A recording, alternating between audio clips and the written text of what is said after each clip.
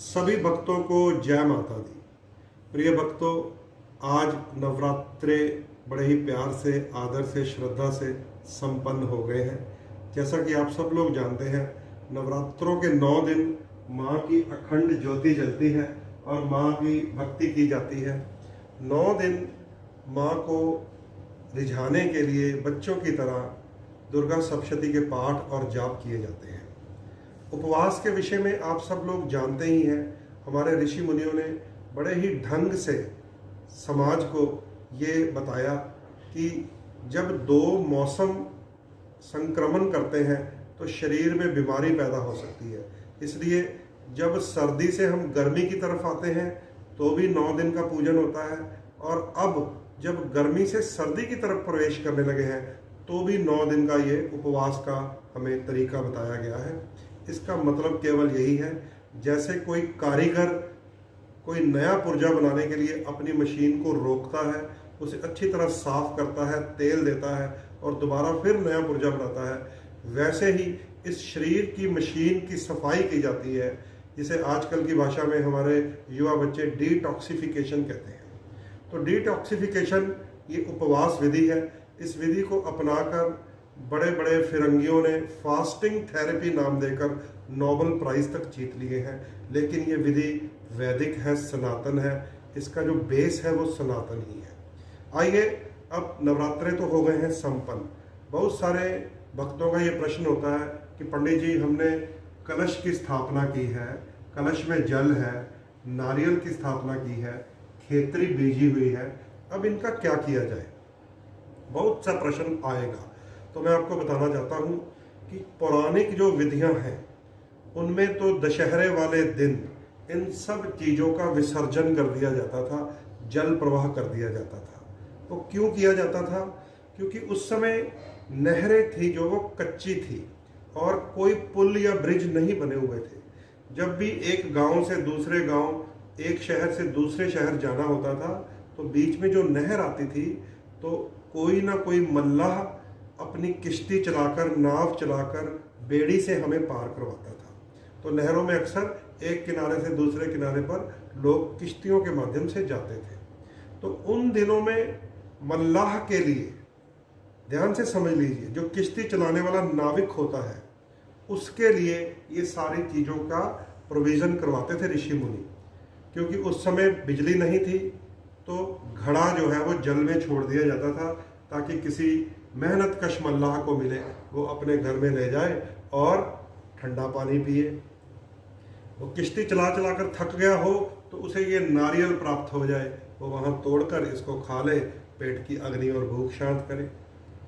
ये जो खेतरी है ये इसलिए विसर्जित की जाती है कि जहाँ भी ये रुकेगी वहाँ पर ये फिर से हरियाली पैदा कर देगी। आज बहुत ज़रूरत है ग्लोबल वार्मिंग से लड़ने की, और हमारे वेदों ने हमें बताया किस प्रकार हरियाली पैदा की जाती है। गणेश जी को भी दुर्वा चढ़ती है, माँ दुर्गा के नवरात्रों में भी खेतरी बीजी जाती है। तो ये पुराना सिस्टम है कि नदी में इन चीज़ों को विसर्जित कर दो, ज़रूरतमंद को ये चीज़ें मिल जाए। लेकिन आज आधुनिक समय में नहरें पक्की हो गई हैं, हर नहर के ऊपर, हर नदी के ऊपर पुल बने हुए हैं। लगभग अब नाव, किश्तियाँ, बेड़ियाँ चलती ही नहीं है।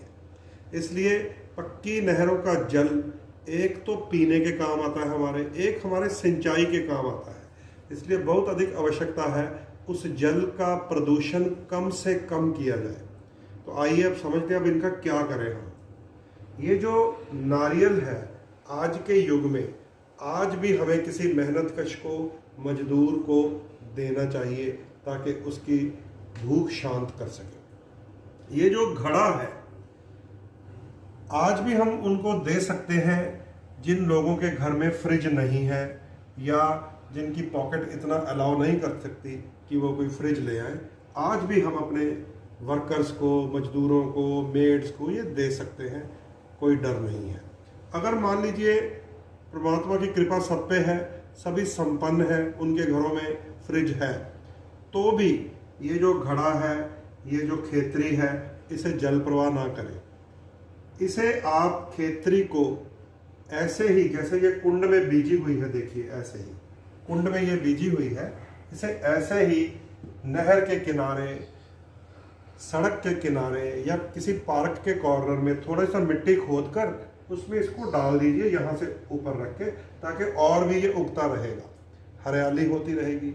इसी तरह ये कुंभ अगर कोई भी ना लेने वाला हो तो भी इसे जल प्रवाह मत करें, इसके अंदर भी मिट्टी डालकर नीम, तुलसी, गुलाब, कोई भी मनपसंद बूटा लगाकर, पौधा लगाकर इसे भी आप अपने घर की क्यारी में डाल सकते हैं, किसी पार्क की क्यारी में डाल सकते हैं, किसी सड़क के सुनसान किनारे पर डाल सकते हैं। खासकर कोई फलदार बूटा लगा दीजिए, ताकि आने वाले समय में जब पेड़ निकलेगा तो कोई फल निकले, किसी के काम आएगा। तो इन सब चीज़ों का अब आधुनिक रूप से हमें प्रयोग करना है कि इन्हें अब विसर्जन ना करें, नहरों का, जल का प्रदूषण ना करें।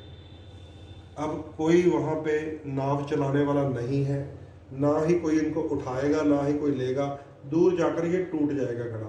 तो इसका शुभ प्रयोग कीजिएगा कि इसमें भी आप अगर कोई ना ले सके पौधा लगा सकते हैं, इन्हें भी इसी तरह हरियाली के रूप में ही बीज रोपण कर सकते हैं। ये सारा कार्य होगा दशहरे के ऊपर। दशहरा क्या है मैं ये भी आज ही बताना चाहता हूँ आपको। दशहरा है बुराई पर अच्छाई की जीत का प्रतीक।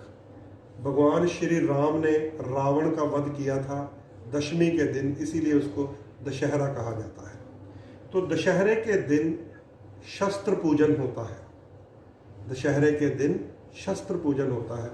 और मैं आपको याद दिलाना चाहता हूँ, हमारे बड़े ही आदरणीय माननीय प्रधानमंत्री लाल बहादुर शास्त्री जी ने हमें एक नारा दिया था, जय जवान जय किसान।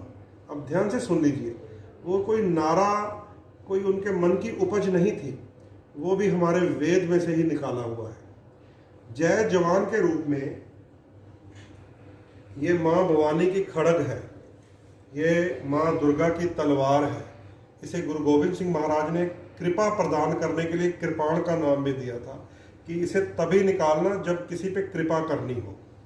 तो दशहरे वाले दिन शस्त्र का पूजन भी होगा, इसे कहा जाता है जवान के लिए, जय जवान। और दशहरे वाले दिन ही बहनें अपने भाई के कान पर थोड़े से जौ निकालकर टांग देती हैं। इसका मतलब होता है कि भाई को ये प्रेरणा दी जा रही है कि अब फसलों की कटाई के बाद दोबारा बिजाई भी तुम्हें ही करनी है, किसान का रोल भी तुम्हें अदा करना है और जवान का रोल भी तुम्हें ही अदा करना है। तो ये जय जवान और जय किसान का जो नारा हमें लाल बहादुर शास्त्री जी ने दिया था, उसका औचित्य यही है कि दशहरे के दिन देश की रक्षा के लिए, समाज की रक्षा के लिए शस्त्र का पूजन भी होगा।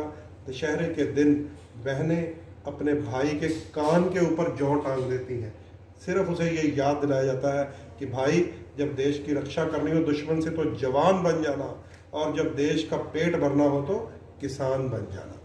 तो ये बड़ा ही पावन और पवित्र समय है। माँ दुर्गा के नवरात्रे संपन्न हो गए हैं।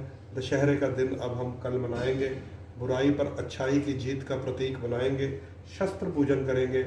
इन सारी सामग्रियों को कैसे अब पार लगाना है, आधुनिक युग में मैंने ये विधि आपको बता दी है।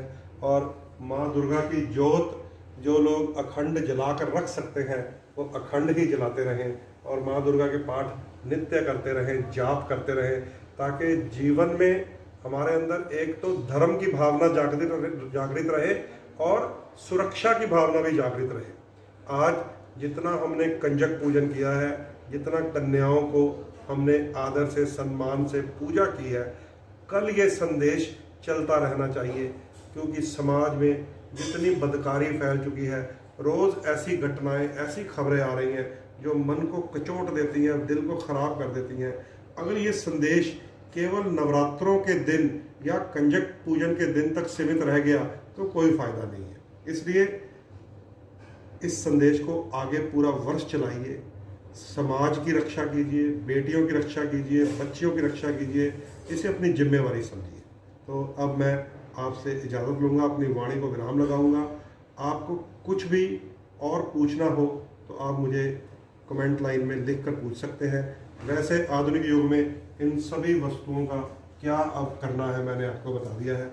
अब मुझे इजाज़त दीजिए। जय माता।